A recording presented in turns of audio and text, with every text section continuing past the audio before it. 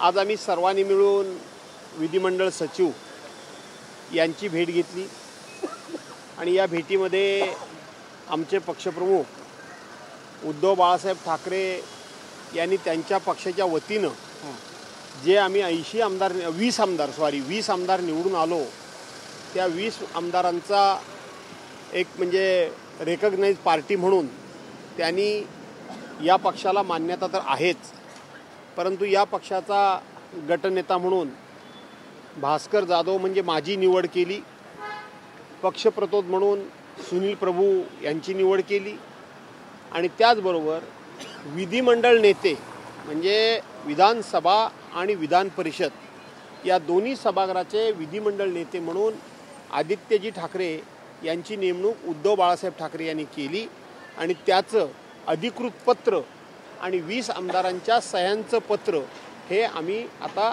विधिमंडळ सचिवांना दिलेलं आहे। विरोधी पक्षनेते पदावरती आपल्याकडून काय दावा करण्यात येणार आहे का आणि जे संख्याबळ लागतं ते पण आपल्याकडे नाही आहे? असं आहे की विरोधी पक्षनेतेपदावर दावा करणं न करणं या प्रक्रियेला अजून बराच वेळ आहे।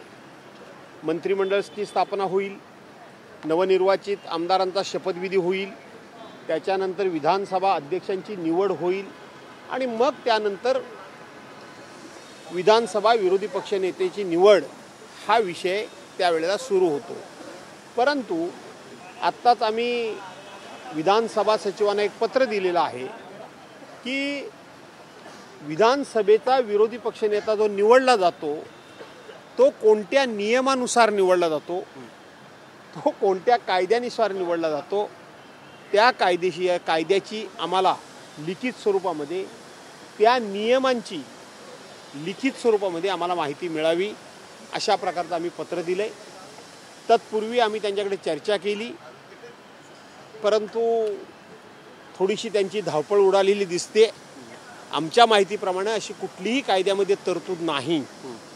प्रथा परंपरा हा विषय वेगळा आहे, कायदा हा विषय वेगळा आहे, नियम हा विषय वेगळा आहे आणि म्हणून त्या संदर्भामध्ये मी माझं लिखित पत्र दिलेलं आहे की विधानसभा विरोधी पक्षनेता निवडण्याची जी काय नियमावली आहे, नियम आहेत, कायदेशीर जी काय कार्यवाही आहे, तरतूद आहे त्याची माहिती मिळावी।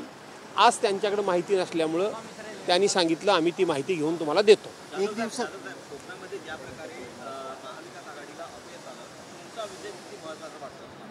असं आहे की मी सुदैवी आहे, संपूर्ण कोकणामध्ये मी निवडून आलो, परंतु केवळ कोकणामध्ये हे घडलं असं नाही।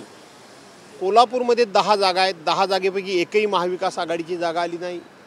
साताऱ्यामध्ये 8 जागा आहेत, तिथं देखील एकही जागा निवडून आली नाही आणि म्हणून जे संपूर्ण महाराष्ट्रामध्ये घडलं ते कोकणामध्ये घडलं। मी पहिल्या 2 तासातच सांगितलं की काहीतरी निवडणुकीच्या या सगळ्या यंत्रणेमध्ये, मतमोजणीमध्ये, या यंत्रामध्ये कुठे ना कुठेतरी गडबड आहे, काहीतरी काळबेरं आहे हे मी तिथं सांगितलं होतं आणि ते संपूर्ण महाराष्ट्राला आता दिसून आलं आहे की खरोखरच काहीतरी काळबेरं आहे। असं आहे की म्हटलं तर गटनेता म्हणून आव्हान आहे, कारण आमचं संख्याबळ आहे। समोरच्या बाजूला सत्ताधाऱ्यांच्याकडे पाशवी बहुमत आहे, पण जर सत्ताधाऱ्यांची सत्सक विवेकबुद्धी जर शाबूत राहिली, महाराष्ट्राची संस्कृती, संस्कार आणि परंपरा हे जर त्यांनी नजरेसमोर आणले तर विरोधी पक्षाचं संख्याबळ किती आहे हे ते बघणार नाहीत, तर सरकारवर अंकुश ठेवण्याकरता म्हणून सरकार जर व्यवस्थित चालायला पाहिजे असेल, तर लोकशाही अधिक बळकट व्हायला पाहिजे असेल, तर शोषितांचा, पीडितांचा, शेतकऱ्यांचा, महिलांचा, विद्यार्थ्यांचा, नोकरवर्गांचा आवाज हा विरोधी पक्षाच्या माध्यमातून सरकारच्या कानावर जावा असं वाटत असेल तर सरकारला मिळालेलं जे पाशवी बहुमत आहे त्यांनी सरकार उन्मत्त होण्याच्या ऐवजी, मुजोर होण्याच्या ऐवजी नम्र होईल अशी माझी अपेक्षा आहे आणि सरकार जर नम्रतेनं वागलं तर निश्चितपणे जरी आम्ही संख्येनं कमी असलो तरीसुद्धा महाराष्ट्राच्या जनतेचा आवाज म्हणून आम्ही नक्की विधिमंडळामध्ये काम करू। एक दिवसीय विशेष अधिवेशन पण बोलवण्यात येणार आहे। माझ्या पक्षप्रमुखांना पक्षप्रमुख माननीय उद्धव बाळासाहेब ठाकरे यांना माझा विजय झाल्याचा अतिशय आनंद झाला. मला स्वतः उद्धवसाहेब, सौभाग्यवती रश्मीवहिनी, आमचे युवा नेते आदित्यजी ठाकरे या तिघांनी एकत्र येऊन मला शुभेच्छा दिल्या. त्यांना खूप आनंद झाला.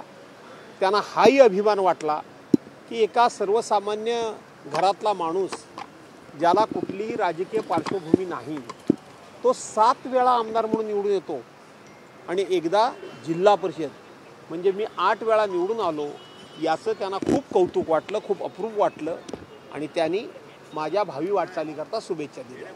Thank you sir.